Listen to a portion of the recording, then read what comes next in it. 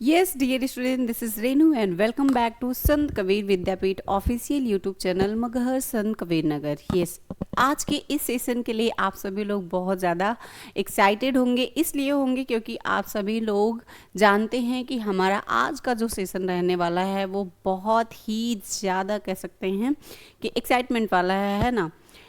अगर हम बात करें कि ये सेशन इतना ज़्यादा एक्साइटमेंट वाला क्यों होने वाला है, तो हम बात करेंगे कि आज की जो फीमेल राइटर, अभी तक तो हम जितने भी एसेज पढ़े वो पेपर 3 में, उसमें सारे हमें फीमेल राइटर तो एक भी नहीं मिली, सब मेल राइटर मिले और बहुत ही अच्छा उन्होंने योगदान भी दिया है अपने एसेज में। लेकिन आज का जो सेशन रहने वाला है वो है जेन ऑस्टन। और जेन ऑस्टन का नाम सुन के आपको पता ही चल रहा होगा कि जेन ऑस्टन क्या ये मेल हैं या फीमेल हैं? नहीं जी, ये मेल नहीं है, ये फीमेल हैं। और इनके नाम से तो लगता है कि ये जो है वो मेल राइटर हैं, लेकिन नहीं जी भैया, ये फीमेल राइटर हैं। फीमेल राइटर हैं, एक बहुत ही young and gorgeous and beautiful female writer जिनका नाम है जेन ऑस्टन। और आज हम उन्हीं का लिखा हुआ एक बहुत ही शानदार नॉवेल जिसका नाम है एमा, उसको हम इस क्लास में कन्वर्सेशन के दौरान आप लोगों से स्टेप बाय स्टेप देखेंगे कि जेन ऑस्टन ने एमा में क्या लिखा है। और अगर एमा की बात करें बच्चों, तो एमा अपने आप में एक बहुत ही विशाल नॉवेल है जो एक सेशन में कहा जाए तो कंप्लीट नहीं किया जा सकता है, लेकिन इसमें जितनी भी फैमिलियर वर्ड हैं उसको हम इसमें इंक्लूड करते हुए चलेंगे ताकि आपको बहुत अच्छे से समझ में आए। ठीक है, तो अब हम बात करेंगे बच्चों कि ये जो सेशन है वो फर्स्ट सेमेस्टर 2025 स्टूडेंट के लिए रहने वाला है। मास्टर ऑफ आर्ट इंग्लिश चल रहा है जिसमें हम पेपर 4 पढ़ रहे हैं। और पेपर 4 में हमारा यूनिट कौन सा चल रहा है, तो वो है यूनिट नंबर 4। ठीक है, अब हम स्टार्ट करते हैं अपनी क्लास को। तो जब हम क्लास को स्टार्ट कर रहे हैं तो हम देख रहे हैं कि जेन ऑस्टन आखिर कैसी दिखती हैं। मन में एक चल रहा होगा ना क्वेश्चन। यस बच्चों, तो ये बहुत ही ज़्यादा कहा जाए pretty beautiful and gorgeous lady writer जिनका नाम है जेन ऑस्टन। क्या नाम है बच्चों? इस लेडी का नेम क्या है? जेन ऑस्टन, जिसके बारे में हम पढ़ने जा रहे हैं, जिसके बारे में हम क्या कर रहे हैं? पढ़ने जा रहे हैं। Jane Austen, yes. देखो, ये एक ऐसी राइटर हैं जैसे और सारे राइटर के बारे में आपने मेल राइटर के बारे में इसके पहले ये एसेज में पढ़ा और इस नॉवेल में भी पढ़ते हुए आ रहे हैं, लेकिन सभी लोगों ने अपने से रिलेट करके कम नॉवेल लिखा है, कम एसेज को लिखा है, कम पोएट्री को लिखा है। लेकिन ये एक ऐसी लेडी हैं कि किसी मतलब अदर पर्सन के लिए इंक्लूड करके कुछ नहीं बताया है, जो भी बताया है अपने लाइफ से रिलेटेड इस नॉवेल में बताया हुआ है इन्होंने। तो पहले हम देखेंगे कि इनकी आखिर बायोग्राफी क्या है, किस तरह से इन्होंने अपने जीवन में संघर्ष किया था, स्ट्रगल किया था। ये बहुत ही ब्यूटीफुल लेडी जिसको आपने पहले देखा, वही लेडी है ये जिनका नाम है जेन ऑस्टन। अब हम चलते हैं इनके बायोग्राफी की तरफ और देखते हैं कि जेन ऑस्टन आखिर वो कौन सी जगह थी, वो कौन सा ईयर था, वो कौन सा डेट था जब ये पैदा हुई थी। ठीक, Jane Austen was born on 16 December 1775 in Steventon, Hampshire, England. Hampshire से आपको याद आ रहा होगा कि बहुत सारे राइटर हैं जो हैम्पशायर से रिलेट करते हैं। तो जेन ऑस्टन का जब जन्म हुआ था बच्चों, वो डेट कौन सा था, तो हम डेट बताएंगे कि यहाँ पे 16 दिसंबर, क्या बताएंगे? 16 दिसंबर। ओके, और जब ईयर की बात आती है तो 75 बताएंगे, 1775। ओके, अगर हम प्लेस की बात करें तो वो प्लेस था हैम्पशायर के स्टीवेंटन में। कौन सा? हैम्पशायर के स्टीवेंटन में, हैम्पशायर के स्टीवेंटन में। और ये कहाँ पे है? तो बच्चों ये इंग्लैंड में है। आपको पता है कि सारे जो राइटर हैं, चाहे वो मेल हो चाहे फीमेल हो, सब विदेशी हैं। ठीक, She was the seventh of 8 children of Judge Austen and Cassandra Austen. अगर हम बात करें कि वह जॉर्ज ऑस्टन और कैसांड्रा ऑस्टन की 8 संतानों में से 7वीं थी। कितनी थी? इनके जो मतलब सिबलिंग रहे होंगे वो 8 थे, लेकिन ये इनका नंबर कौन सा था बच्चों? तो इनका नंबर था 7th। कौन सा नंबर था? 7th। इनका नंबर कितना था? 7th। अब फादर की साइड अगर चलें इनके फादर की तरफ, तो देखेंगे कि इनके फादर आखिर क्या थे। तो एक पादरी थे, एक क्लर्जीमैन थे। Her father was a clergyman who encouraged her reading and writing. हमने क्या बताया कि इनके फादर जो थे, यानी कि इनके जो पिता थे, वो एक पादरी थे, जिन्होंने क्या किया था? उन्हें पढ़ने और लिखने के लिए बहुत ज़्यादा इनकरेज किया था कि पढ़ लो लिख लो। और आपके मम्मी पापा भी, आपके भी मदर फादर जो फैमिली में हैं लोग आपसे बड़े, वो भी आप लोगों को इनकरेज करते ही होंगे कि पढ़ना चाहिए, पढ़ाई लाइफ में क्या है, बहुत ज़्यादा इम्पॉर्टेंट है। वैसे इनकी फैमिली इनको बताती रहती थी, इनकरेज करती रहती थी। और सबसे बड़ा जो योगदान था वो था इनके पिताजी का, यानी कि जेन ऑस्टन के फादर का। Jane Austen began writing at an early age, producing stories, plays and poems.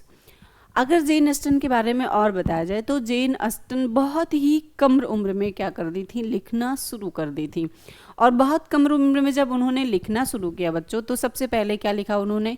Story लिखा, फिर कुछ प्लेज यानी कि कुछ ड्रामा लिखे, कुछ पोएम्स लिखे, है ना। तो कभी कभी क्वेश्चन में ऐसा पूछता भी है, जब आप ऑब्जेक्टिव वाला देंगे, ऑब्जेक्टिव क्वेश्चन में पूछ लेता है कि जेन ऑस्टन ने सबसे पहले क्या लिखना शुरू किया था। तो आपको स्टोरीज, प्लेज या पोएम्स पे ही टिक करना है, ठीक है। अब हम चलते हैं इनके मेजर नॉवेल की तरफ।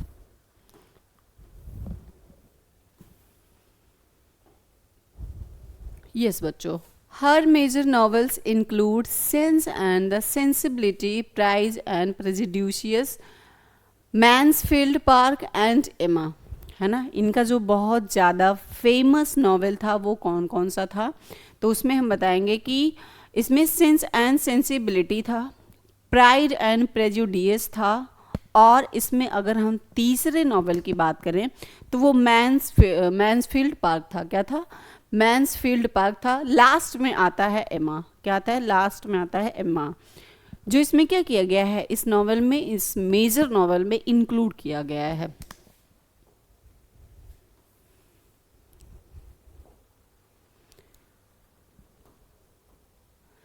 These novels were known for their social commentary, strong female character and wit. जो भी इनके उपन्यास थे बच्चों, वो सोशल यानी कि समाज पर टिप्पणी, मजबूत महिला पात्रों और बुद्धिमत्ता के लिए क्या किया जाता है? जाना जाता है। Jane Austen's work mainly focused on the landed gentry and explored issues of marriage, morality and status. यानी कि अगर कहें हम कि जेन ऑस्टन का जो लेखन था उसका मुख्य रूप क्या था, तो वो जमींदार पर केंद्रित था। जमींदार जो वर्ग होते हैं उन पर केंद्रित था। और इसमें जो मैरिज यानी कि विवाह की बात किया जाए, और मोरालिटी इट मीन्स की जो नैतिकता होती है ना, जो नैतिकता होती है दोनों पे, यानी कि विवाह और नैतिकता दोनों पे सोशल, यस, सोशल स्थिति यानी कि सोशल जो सिचुएशन होती है, ऐसे मुद्दों से ये क्या करता था? जुड़ा रहता था। Her books were published anonymously during her lifetime, यानी कि अगर हम बात करें कि जो इनकी उपन्यास थी, जो इनकी उपन्यास की बुक थी, वो इनके जीवन काल में गुमनाम रूप से प्रकाशित हुई थी।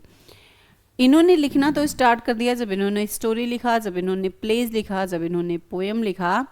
तो जब वो पब्लिश्ड हुई तो किस रूप से हुई? इनके जीवन काल में गुमनाम रूप से हुई थी, यानी कि अनजान रूप से। जैसे कोई चीज़ होता है कि उसमें आप कुछ महान काम कर दिए, लेकिन आपका नाम मेंशन नहीं हो रहा, लोग जान रहे हैं कि बहुत अच्छी किताब पब्लिश हुई है, लेकिन राइटर का नेम नहीं पता है। कुछ इसी तरीके से ये भी ऐसी राइटर थी, इन्होंने सारी उपन्यास को लिखा, लेकिन गुमनाम रूप से क्या हुए थे? ये पब्लिश्ड हुए थे। Jane Austen died on 18 July 1817 at the age of 41 in Winchester, likely due to addiction, disease यानी कि डिजीज। अगर हम बात करें कि जेन ऑस्टन का जो निधन हुआ था वो 18 जुलाई को हुआ था, और कौन सा ईयर था, तो ईयर वो था बच्चों 1817। कितना था? 1817 का ईयर था जब इनका डेथ हुआ था। डेट कौन सा था? 18 जुलाई था। और किस जगह था? तो विनचेस्टर में हुआ था। किस जगह में हुआ था? विनचेस्टर में हुआ था। और कौन सी बीमारी थी? तो वो बीमारी थी एडिसन। क्या था? इनको एक ऐसी बीमारी हुई थी जिसका नाम था एडिसन। क्या नाम था? एडिसन एक डिजीज था जिसके कारण ये बीमार हुई थी, और उसी की वजह से इनकी डेथ भी हो गई थी। अगर हम बात करें ओवरऑल एज की, तो इनकी जो पूरी एज थी वो 41 की थी। और हाल में ही अभी एज से याद आया कि कल के डेट में आपके हमारे बीच के जो बहुत ही अच्छे नायक थे, जिनका नाम था, आज भी हमारे दिलों में जिंदा है और हमेशा जिंदा रहेगा, जिनका नाम था धर्मेंद्र जी, है ना, जो हमारे बीच के बहुत ही अच्छे नायक रहे थे। और कल उनका निधन हो गया, है ना, 89 की एज में। लेकिन इस राइटर की अगर बात कर रहा है, जो फीमेल राइटर हैं, तो इनकी जब डेथ हुई थी तो 41 में, कितने में? 41 में ओवरऑल एज इनकी जितनी थी 41 ही हुआ था, ठीक है। और एडिसन नामक एक बीमारी थी जिसकी वजह से इनकी डेथ हो गई थी। She is buried at Winchester Cathedral, यानी कि इनको जब जलाया नहीं गया, दफनाया गया, तो वो कौन सी जगह थी? विंचेस्टर के कैथेड्रल में दफनाया गया था, बरी किया गया था। Okay. Today she is considered one of the greatest novelist in English literature. आज भी उन्हें अंग्रेजी साहित्य की सबसे महान उपन्यासकारों में से क्या किया जाता है? माना जाता है, गिना जाता है।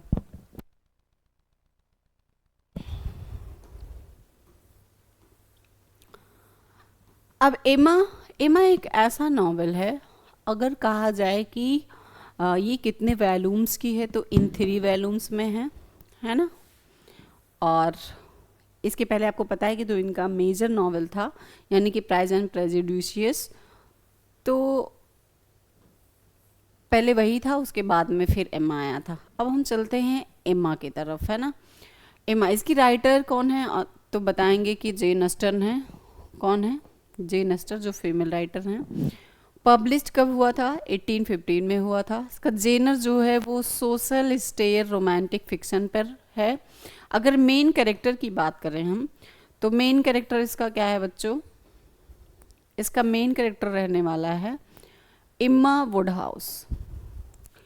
इम्मा वुडहाउस, है ना, इम्मा वुडहाउस। अगर वुडहाउस को हम देखें, तो वुडहाउस के बारे में अभी जानते हैं, लेकिन थोड़ी सी बात हम ये कर लें कि इमा में जो बता रहा है कि a young rich beautiful and intelligent women who enjoys match making, यानी कि एक ऐसी युवा अमीर और सुंदर बुद्धिमान लड़की जो दूसरों की शादी करवाने में क्या करती है? इंटरेस्ट लेती है, रुचि रखती है, ठीक है।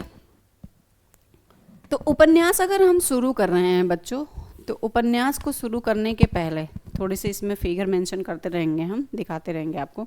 अगर हम उपन्यास को शुरू कर रहे हैं, तो उपन्यास शुरू करने से पहले ऑस्टन ने क्या लिखा था? ऑस्टन ने लिखा था कि मैं एक ऐसी नायिका चुनने वाली हूँ, जिसमें मैंने आपको पहले ही बताया था कि मैं एक ऐसी नायिका चुनने वाली हूँ जिसे कोई और नहीं बल्कि मैं खुद से बहुत ज़्यादा पसंद करती हूँ। इन्होंने बताया कि मैं क्या करती हूँ? खुद को सबसे ज़्यादा पसंद करती हूँ। और पहले ही वाक्य में उन्होंने शीर्षक पात्र में क्या बताया? सुंदर, चतुर, जैसे यहाँ पे है, बात करेंगे, यहाँ पे बता रहा है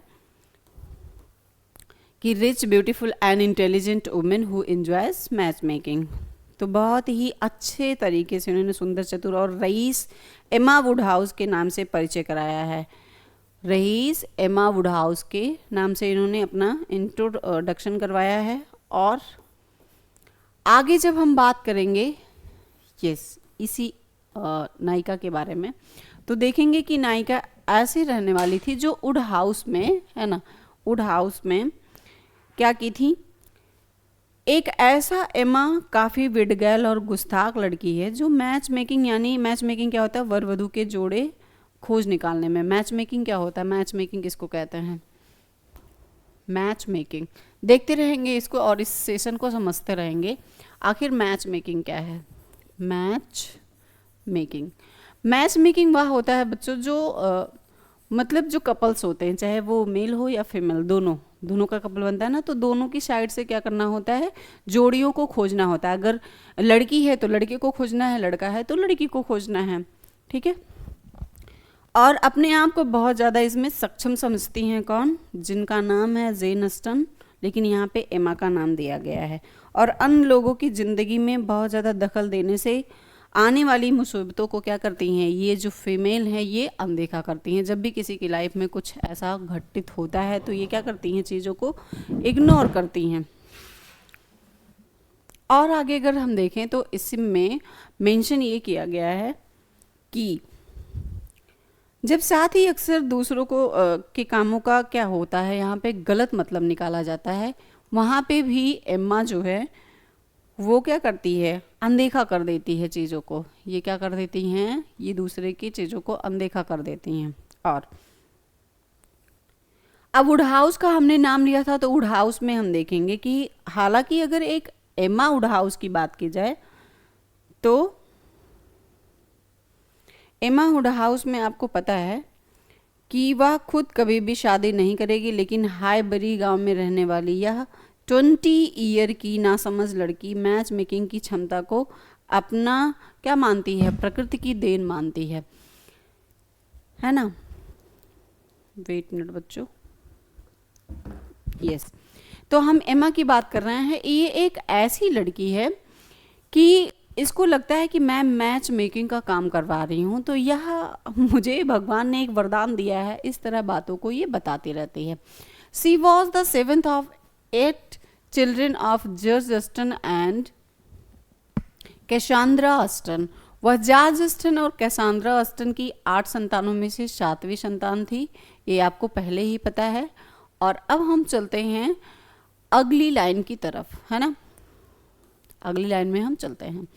पहले पर्सन से आपका क्या हुआ, यहाँ पे इंट्रो हुआ, जिसमें आपने देखा कि एक जो लड़की है जो बहुत ही रिच है, बहुत ही ब्यूटीफुल है, बहुत ही ज़्यादा इंटेलिजेंट वुमेन है, लेकिन अगर शादी की बात हो रही है तो ये दूसरों की शादी करवाने में बहुत ज़्यादा इंटरेस्ट लेती है। मिस्टर जॉर्ज नाइटनेली, यानी कि इसमें एक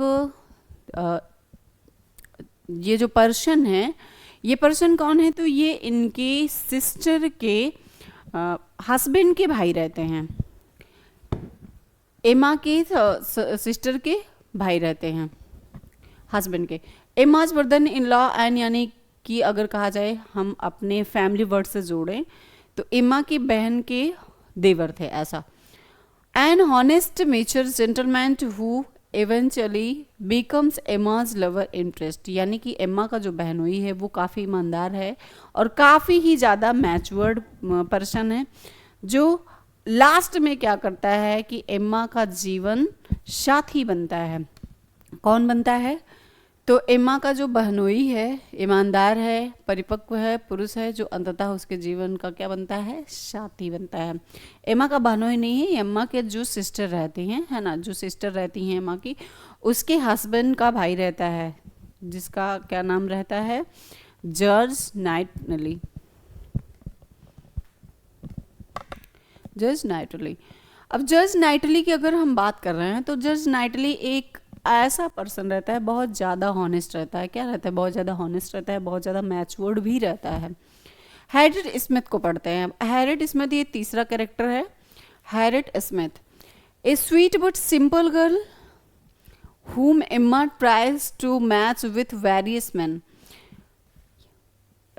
अगर हम हैरिट स्मिथ की बात कर रहे हैं तो ये भी एक भोली और सरल लड़की जिसे एम्मा कई लड़कों से मिलवाने की क्या करती है, कोशिश करी है। इसमें जो तीसरे पर्सन को इंक्लूड किया गया है वो कौन है, एक गर्ल है और एक बहुत ही सिंपल गर्ल है, जिससे क्या करती है एम्मा हमेशा लड़कों से मिलवाने की क्या करती है, ट्राई करती रहती है। जैसे आपको पता है कि इसका वर्क जो है, इसको इंटरेस्ट जो है वो मैच मेकिंग में है।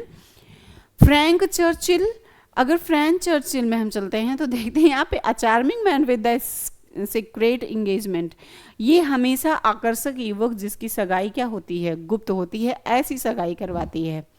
फ्रैंक चर्चिल में क्या होता है, फ्रैंक चर्चिल एक ऐसी जगह है जहाँ पे किसी की भी इंगेज होती है वो क्या होती है, गुप्त होती है। ठीक है। और आपको पता होगा जब हम लोग पढ़ रहे थे जेन ऑस्टन, तो जेन ऑस्टन में भी नॉवेल में बताया गया कि इनकी जितनी भी बुकें पब्लिश हुई वो क्या थी, गुप्त थी, नेम मेंशन नहीं हुआ था, बाद में इन्होंने अपने नाम का महारत हासिल किया था। जेन फेयरफैक्स में अगर हम देखें तो reserved and talented young women secretly engage to Frank, यानी कि ये जो यंग वुमेन है वो सीक्रेट तरीके से इंगेज करती हैं सारी चीज़ों को। कैसे, एक शांत और कुशल वुमेन जो वो फ्रैंक और चुपचाप सगाई कर चुकी होती हैं। जेन के बारे में अगर हम कहें तो जेन देखो यहाँ पे क्या है कि आपको पता है कि बहुत ज़्यादा सुंदर थी, बहुत ज़्यादा इंटेलिजेंट थी, बहुत ज़्यादा रईस भी थी, लेकिन जब ये अपना एंगेज करती है तो बहुत ही साइलेंटली तरीके से कर लेती है और बहुत ही फ्रैंक टाइप की रहती है, किसी को पता भी नहीं लगने देती। मिस्टर एल्टन, अगर हम मिस्टर एल्टन को देखें तो ये अगले कैरेक्टर हैं जिनका नाम आता है अ vain clergyman whom Emma mistakenly tries to pair with Harriet, यानी कि एक घमंडी पादरी है। जो मिस्टर एल्टन है वो एक घमंडी पादरी है जो क्या करता है, एम्मा से गलती से हैरियट से मिलाने की कोशिश करता है। किससे, जबकि पता है कि इसकी शादी किससे होने वाली है, जज नाइटनेली से होने वाली है, लेकिन ये मिल्टन क्या करता है, हमेशा हैरियट से मिलवाने की कोशिश करता है। किसको, एम्मा को। इसकी थीम के बारे में हम बाद में देखेंगे, लेकिन हम थोड़ी सी इसी में बातें और इंक्लूड करना चाहेंगे, है ना, थोड़ी सी हम और ही इंक्लूड करना चाहेंगे इसमें कि इम्मा जब would house, it means that Emma Woodhouse is a clever and wealthy girl who lives with the father in village of Highbury. Emma Woodhouse की एक ऐसी होशियार और अमीर लड़की है जो अपने पिता के साथ हाइबरी गांव में रहती है। She is confident in her matchmaking skill and tries to pair her friend Harriet with Mr Elton. उसे अपने जोड़ी मिलाने की कला पर क्या होता है, बहुत ज़्यादा गर्व होता है और वह अपनी दोस्त हैरियट की शादी मिस्टर हेल्सन से करवाना चाहती है। और आपने पहले देखा कि जो मिस्टर हेल्टन था वो दूसरे से मिलाने की प्रयास हमेशा जारी रखता था। But Mr Elton is interested to in Emma herself not Harriet, लेकिन मिस्टर एलिटन खुद एम्मा में रुचि रखते थे, हैरियट में नहीं। ये तो देखो, ये तो अजीब बात हो गई। Meanwhile, Frank Churchill comes to the village and flirts with Emma, but he is secretly, ये secret था, engaged to Jane Fairfax। इस बीच में फ्रैंक क्या होता है, चर्चिल गांव आता है और एम्मा से छेड़छाड़ करता है, यानी कि परेशान करता है, फ्लर्ट करता है, लेकिन वह चुपचाप जेन फेयरफैक्स के सगाई क्या करता है, कर चुका होता है। वह चुपचाप पहले ही जेन फेयरफैक्स से एंगेज कर चुका होता है। Emma slowly realize her own feelings for mister Knightley, यानी कि एम्मा धीरे धीरे समझती है कि वह मिस्टर नाइटली से प्यार करती है। उसको लगता है कि आई फेल इन लव, किसके, mister Knightley. Harriet later develops feeling for mister Knightley which shocks Emma, shocked हो जाता है ना इंसान। बाद में हैरियट को मिस्टर नाइटली से प्रेम हो जाता है। बाद में क्या होता है कि मिस्टर हैरियट को नाइटली से प्रेम हो जाता है और उस टाइम जब एम्मा को ये पता चलता है तो वो बहुत ज़्यादा शॉक्ड हो जाती है। In the end Harriet marriage a respectable farmer and Emma realized her true love is Mr. Knightley.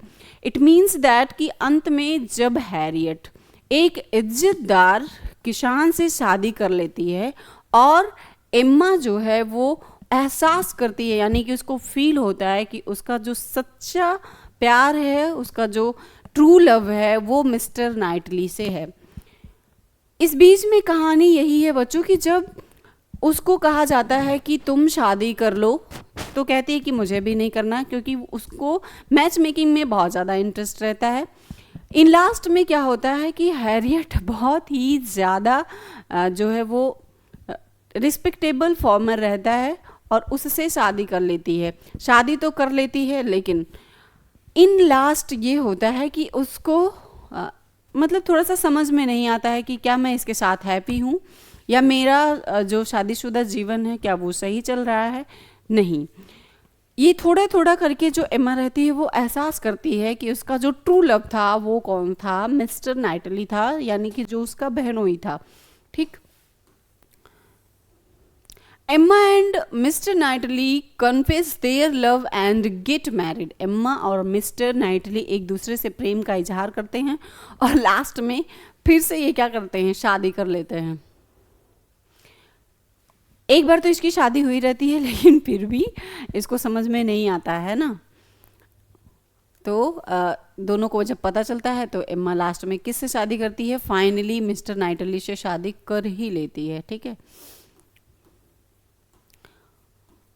तो आपको क्या समझ में आया कि एम्मा एक ऐसी लड़की है जो बहुत ही खूबसूरत रहती है और एक वुड हाउस में एक रिच फैमिली से बिलोंग करती है, जो अपने पिता के साथ हाइबरी नामक गांव में रहना पसंद करती है। और आपको पता चला कि जब वो दूसरों की शादी करवाती रहती थी, हैरियट की शादी हो जाती है ना, एक रिस्पेक्टेबल फॉर्मर्स से, तो वो फिर अपने ट्रू लव का एहसास करती है और उसको बताती है इस बीच में कि आखिर मैंने जो अपना टाइम दिया है, मैंने अपना जो टाइम बिताया हुआ है ना, इससे बहुत सारे लोग फ्लर्ट करते थे, लेकिन ये किसी का के फ्लर्ट में कभी गिरी नहीं। तो ये जो कहानी का सार है बच्चों, है तो इन शॉर्ट में, लेकिन अगर आप कहेंगे तो इसकी एक अच्छी क्लास बाद में भी आ सकती है। लेकिन आप कमेंट में बताते रहिए कि क्लास आपको कैसी लगी। तो ये अगर हम बात करें, यूँ तो एम्मा का प्यार मिल गया उसको, लेकिन अब हम चलते हैं इसी सेशन में, अगर हम बात करें यूनिट 4 में, पार्ट 1 हमारा कंप्लीट हो गया। अब हम चलते हैं पार्ट 2 की तरफ। किसकी तरफ चलेंगे बच्चों, पार्ट 2 की तरफ। पार्ट 2 में क्या है आखिर, पार्ट 2 की अगर हम बात करते हैं तो हम देखते हैं कि David Copperfield by Charles Dickens. हम चार्ल्स डिकेंस के बारे में जानेंगे। किसके बारे में जानने वाले हैं, ये हमारा जो लेक्चर अभी कंटिन्यू होने वाला है वो है, वेट मिनट स्टूडेंट, यूनिट 4 का पार्ट 2। पार्ट 1 में हमने एम्मा देखा, पार्ट 2 में हम देखेंगे चार्ल्स डिकेंस। चार्ल्स डिकेंस का लिखा हुआ एक बहुत ही शानदार, अगर हम बात करें, नॉवेल है जिसका नाम है डेविड कॉपरफील्ड। क्या नाम है बच्चों, डेविड कॉपरफील्ड। इसके जो राइटर हैं वो हैं, जिनका नाम है चार्ल्स डिकेंस। क्या आप चार्ल्स डिकेंस को इसके पहले देखे हैं? अगर देखे हैं तो कमेंट सेक्शन में ज़रूर बताएं, और नहीं देखे हैं तो हम तो आपको दिखाने ही वाले हैं। ये हैं आपके चार्ल्स डिकेंस, जिन्होंने लिखा है डेविड कॉपरफील्ड को।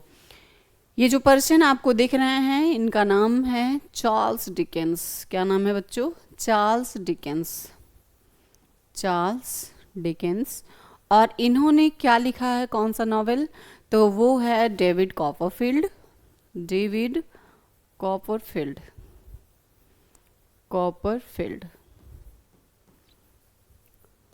कॉपरफील्ड को इन्होंने लिखा। अब हम डेविड कॉपरफील्ड के बारे में देखेंगे, ठीक है। तो डेविड कॉपरफील्ड